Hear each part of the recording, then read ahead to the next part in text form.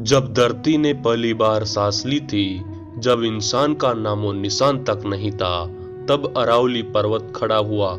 कहा जाता है आज से लगभग 200 करोड़ वर्ष पहले धरती की खोख फटी और अरावली जन्मा। यह कोई साधारण पहाड़ नहीं था, यह धरती की ढाल था, राजस्थान का रक्षक था। समय बदला, राज्य आए, साम्राज्य मिटे, रेगिस्तान फैलने को आतुर हुआ, लेकिन अरावली चट्टान बनकर खड़ा रहा। इसने आंधियों को रोका, बाढ़ को थामा, जमीन के नीचे पानी को जिंदा रखा। आज वही अरावली खामोश होकर सवाल पूछ रहा है, अगर मेरी ऊंचाई 100 मीटर से कम है तो क्या मेरी जरूरत भी कम हो गई? आज कहा जा रहा है छोटे पहाड़ काटे जा सकते हैं, लेकिन कोई ये नहीं पूछता कि ये छोटे पहाड़ ही हमें बचाते हैं। ये पहाड़ न हो तो रेगिस्तान शहरों को निगल जाएगा, पानी सूख जाएगा, हवाएं जहर बन जाएगी।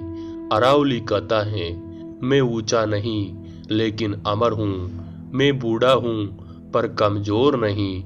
जो पहाड़ करोड़ों सालों से खड़ा है, वो आज मशीनों से डर रहा है। अगर आज हमने अरावली को खो दिया तो आने वाली पीढ़ियां पूछेगी, तुम्हें बचाने वाला था, फिर तुमने उसे क्यों नहीं बचाया? अगर आज हमने अरावली को खो दिया तो आने वाली पीढ़ियां पूछेगी, तुम्हें बचाने वाला था, फिर तुमने उसे क्यों नहीं बचाया?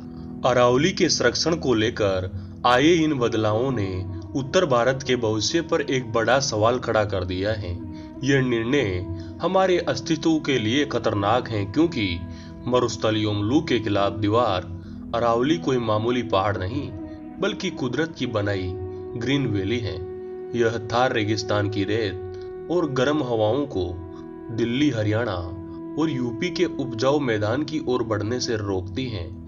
अगर छोटी पहाड़ियां खनन के लिए खुल गई तो रेगिस्तान हमारे दरवाजे तक आ जाएगा और गर्म हवाएं तापमान को बढ़ा देगी। प्रदूषण से रक्षा, ये पहाड़ियां, यहाँ के जंगल एनसीआर और आसपास के शहरों के फेफड़ों की तरह काम करते हैं। ये धूल भरी आंधियां को रोकते हैं और जानलेवा प्रदूषण को कम करने में सबसे बड़ी भूमिका निभाते हैं। दिल्ली और आसपास के इलाके में अरावली के बावजूद इतनी गंभीर स्थिति है, तो अरावली के बिना कैसी स्थिति होगी, उसकी कल्पना करना भी विवश है।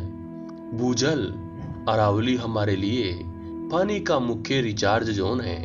अरावली की चट्टानें बारिश के पानी को जमीन के भीतर भेजकर भूजल रिचार्ज करती हैं। अगर पहाड़ खत्म हुए तो भविष्य में पानी पीने की गंभीर समस्या का सामना करना पड़ेगा, जिससे वन्यजीव लुप्त होने की कगार पर आ जाएंगे तथा इकोलॉजी को खतरा होगा। वैज्ञानिक सच यह है कि अरावली एक निरंतर श्रृंखला है। इसकी छोटी पहाड़ियां भी उतनी ही आम हैं जितनी बड़ी चोटियां। अगर दीवार में एक भी ईंट कम हुई तो सुरक्षा टूट जाएगी। हमारी अपील है, हम केंद्र सरकार और मानवीय सुप्रीम कोर्ट से विनम्र निवेदन करते हैं कि भावी पीढ़ियों के सुरक्षित भविष्य के लिए इस परिभाषा पर पुनः विचार करें। अरावली की फतेह या ऊंचाई से नहीं, बल्कि इसके पर्यावरणीय योगदान से इसे आंका जाए। आज अरावली पर्वत श्रृंखला की बारी है, कल सतपुड़ा, विंध्याचल और सह्याद्री पर्वत श्रृंखलाओं की भी बारी आएगी। सब बातों की एक बात, अब चुप रहना अपराध है। अब पूरे भारतवर्ष के लोग एकजुट हो, क्योंकि देश की फसल, नस्ल और भूगोल भयंकर खतरे में है। जय हिंद दोस्तों।